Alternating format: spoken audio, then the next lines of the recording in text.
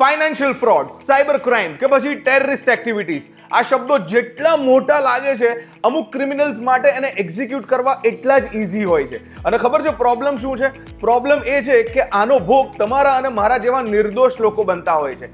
એટલા માટે નહીં કે તમારી અને મારી ભૂલ હોય છે, પણ એટલા માટે કે તમે અને હું બેદરકાર હોઈએ છીએ. કારણ કે તમને ને મને ખબર જ નથી કે તમારા ને મારે નામે માર્કેટમાં કેટલા સિમ કાર્ડ ફરી રહ્યા છે. યસ, ડુપ્લિકેટ કહી લો કે પછી ફેક કહી લો. તો પછી આ પ્રોબ્લેમ્સથી બચવું કઈ રીતે અને આનું સોલ્યુશન લાવવું કઈ રીતે, એ જ છે આજના વિડીયોનો વિષય, જેની આપણે ડિટેલમાં ચર્ચા કરવાના છે. અને જે જણાવવા માટે ચલો એક વાત કહું.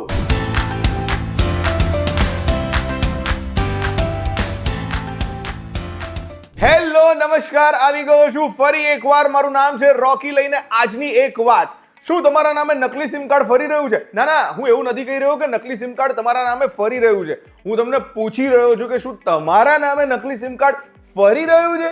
હા કે ના? આનો જવાબ માત્ર 2 જ મિનિટની અંદર તમે શોધી શકો છો. કારણ કે એ જવાબ શોધીએ એ પહેલા અમુક આંકડા જાણવા બહુ જરૂરી છે. કારણ કે એ આંકડા તમને જણાવશે કે આ વિષય કેટલો સિરિયસ છે અને આનું સોલ્યુશન લાવવું કેટલું જરૂરી છે.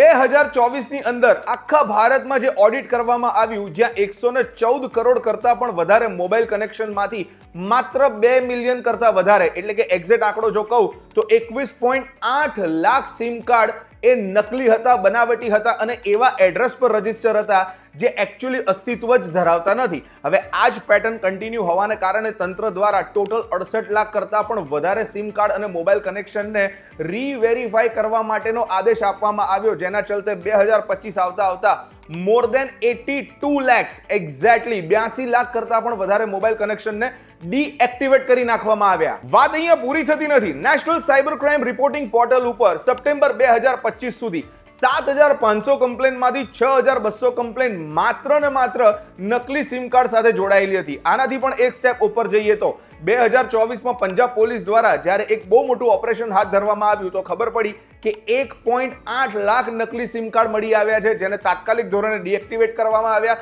અને આનાથી પણ એક સ્ટેપ ઉપર એક જોરદાર રેકેટના ચલતે પશ્ચિમ બંગાળમાં એક બહેનના નામે total 785 duplicate SIM card allot કરવામાં આવ્યા હતા, જેના લીધે તંત્ર રાતોરાત દોડતું થઈ ગયું હતું. અને આટલા જ માટે અત્યાર સુધી ભારતમાંથી ટોટલ 52,000 એવા એજન્ટ્સ છે કે જે લોકો સિમ કાર્ડ અલોટ કરી શકતા હતા, એમને કાયમી ધોરણે બ્લેકલિસ્ટ કરી નાખવામાં આવ્યા છે. તો આ આંકડાઓ પરથી ખબર પડે છે કે આ વિષય કેટલો ગંભીર છે અને આની ઉપર કામ કરવું કેટલું જરૂરી છે. માત્ર તંત્ર દ્વારા નહીં, પણ તમારા અને મારા દ્વારા પણ. કારણ કે તમને અને મને ખબર જ નથી કે તમારા અને મારા નામ ઉપર એક કરતા વધારે સિમ કાર્ડ બોલે છે કે નથી બોલતા. અને એટલા જ માટે હવે હું તમને એ સ્ટેપ બાય સ્ટેપ પ્રોસેસ બતાવવા જઈ રહ્યો છું કે જેને ફોલો કરીને તમે તાત્કાલિક ધોરણે માત્ર 2 મિનિટની અંદર એ તપાસી શકો છો કે શું તમારા નામ પર કે નંબર પર બીજા સિમ કાર્ડ કોઈક બીજું તો નથી વાપરી રહ્યું ને. સ્ટેપ નંબર 1, tafcop.tafcop.digitelecom.gov.in ની વેબસાઇટ પર જાઓ. ત્યારબાદ બોક્સમાં તમારો નંબર નાખો એન્ડ કેપ્ચા કોડ ઇન્સર્ટ કરો અને વેલિડેટ કેપ્ચા પર ક્લિક કરો. નેક્સ્ટ સ્ટેપમાં તમારા મોબાઈલ નંબર પર જે ઓટીપી આવશે એ ઓટીપી ની મદદથી તમે આ વેબસાઇટ પર લોગિન કરી શકો છો. એન્ડ નાઉ તમારા આઈડી ઉપર ચાલતા કેટલા નંબર્સ માર્કેટમાં એક્ટિવેટ છે, યસ એબ્સોલ્યુટલી રાઈટ, કેટલા મોબાઈલ નંબર્સ માર્કેટમાં એક્ટિવેટ છે, એની બધી જ ડિટેલ્સ તમારી આંખો સામે એકદમ ટ્રાન્સપરન્ટ રીતે આવી જશે. નાઉ તમને તાત્કાલિક ધોરણે ખબર પડશે કે તમારા નામ અને તમારા આઈડી ઉપર કેટલા નંબર્સ માર્કેટમાં એક્ટિવેટ છે. જે હોઈ શકે કે તમારા જ ફેમિલી મેમ્બર્સ યુઝ કરતા હોય, પણ એ સિવાય જો કોઈ એક્સ્ટ્રા નંબર તમને દેખાય છે કે જે તમે કદી ખરીદ્યો જ નથી, કે જેના માટે તમે કદી અપ્લાય કર્યું જ નથી, તો એની તાત્કાલિક ધોરણે તમે જાણ કરો. જાણ કરવા માટે સિમ્પલ, એ નંબર પર ક્લિક કરો અને તાત્કાલિક લખો નોટ માય નંબર. આટલું કર્યા બાદ નીચે જે રિપોર્ટ બોક્સ આપવામાં આવ્યું છે એની ઉપર ક્લિક કરો. તમારી ફરિયાદ નોંધાવો અને તાત્કાલિક ધોરણે ટિકિટ આઈડી રેફરન્સ નંબર લઈ લો.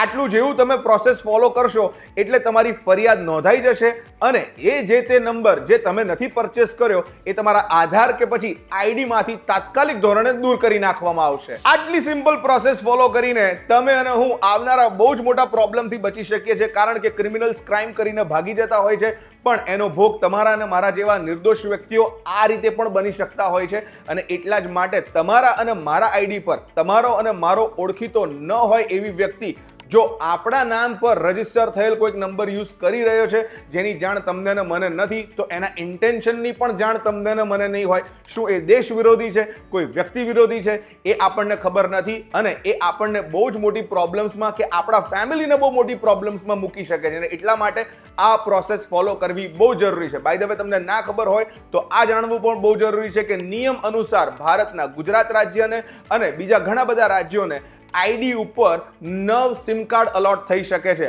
પણ જમ્મુ કાશ્મીર, આસામ અને ઉત્તર પૂર્વના અમુક રાજ્યોના આઈડી ઉપર માત્ર 6 સિમ કાર્ડ અલોટ થઈ શકે છે, જેની જાણ તમારે અને મારે હોવી બહુ જ જરૂરી છે. આ સિવાય આપણે અમુક બીજા બહુ સામાન્ય તકેદારીના પગલાં લઈને પણ આ સિચ્યુએશનથી બચી શકીએ છીએ. મોરલ ઓફ ધ સ્ટોરી, દર 3 થી 6 મહિને આ પ્રોસેસ તમે અને હું ફોલો કરી શકીએ છીએ કે જેથી કરીને આપણે કોઈ પણ પ્રોબ્લેમ્સમાં ના મુકાઈએ.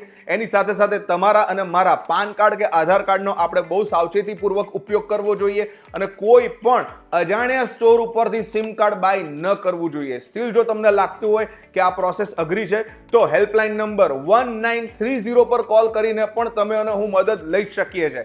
હાય, મારું નામ છે રોકી અને આજના વિડીયોમાં મેં તમને એ સમજાવ્યું કે શું તમારા અને મારા આઈડી ઉપર કોઈક અજાણી વ્યક્તિ આપણી જાણ બહાર કોઈક નવો નંબર તો યુઝ નથી કરી રહ્યો, કોઈક દેશ વિરોધી કે કોઈક ક્રિમિનલ એક્ટિવિટીઝમાં તો ભાગ નથી લઈ રહ્યો. એ જાણવા અને એ રોકવા માટે આપણે કઈ કઈ પ્રોસેસ ફોલો કરી શકીએ. આજનો વિડીયો તમને ગમ્યો હોય તો એને લાઈક કરો અને મેક્સિમમ શેર કરો. સાથે સાથે વીટીવી ડિજિટલની યુટ્યુબ ચેનલને ફોલો કરો, સબસ્ક્રાઇબ કરો અને બેલ આઇકનને દબાવવાનું બિલકુલ મિસ ના કરતા. નેક્સ્ટ વિડીયોમાં આવા જ અમેઝિંગ વિષય સાથે આપણે ફરી મળીશું.